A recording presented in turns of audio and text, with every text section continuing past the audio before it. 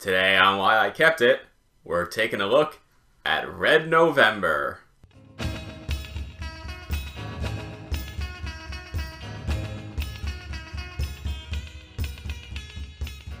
Red November is a game from Fantasy Flight Silverline, which is meant to be small boxes, but why I kept Red November in particular is just how much game they managed to squeeze into this size box. It's a co-op game that came out about around the same time as Pandemic, but it has a few unique elements that distinguish it. For one, it's got a trader mechanic straight out of the box. The other is it makes use of a time track, which is one of my more preferred elements to see in a strategy game. To let you take a look at the board here, and I'll explain the really cool theme. This is a submarine, and you are a crew of tiny little gnomes that must fix all of the things that go wrong in this sub. And trust me, a lot will go wrong. There are a lot of ways to lose Red November, but there's only one or two ways to win.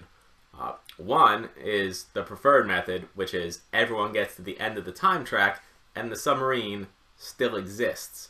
The other is that you escape out the hatch and everybody else loses. In that situation, you know, it's the traders or the victors are going to win. Only one or the other. So the chaos of Red November does take a long time to resolve. This is a 60+ minute game that fits into this little box.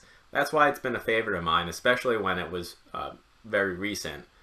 That I used to bring this around to conventions. If we were showing up early, say, before a convention opened their doors, Red November was the pick. We put it out, we'd play on the floor, even though it was a very long game. It allowed you to take something that wasn't big and heavy and have a full box game experience. It's since been republished, I'm pretty sure, into a significantly larger box. I guess they really did squeeze everything in here if you want to take a look. All the amount of counters and tokens and cards. There's a lot in here. And that's not even to say how many players it fits. This is an 8-player game. I had to double check there for a second because I never actually played it with that many people. I imagine you're going to be pushing the 2-hour mark at that point. But 3 to 8 is a very flexible range for what you're looking at is a game you're using for its flexible nature to bust it out outside the house. So definitely a cool theme, a cool game, and a good game at that. So it's got a spot on the shelf and it's staying there. Until next time, hit the buttons, do the things. See you around. Hope you're liking it. Have a good one.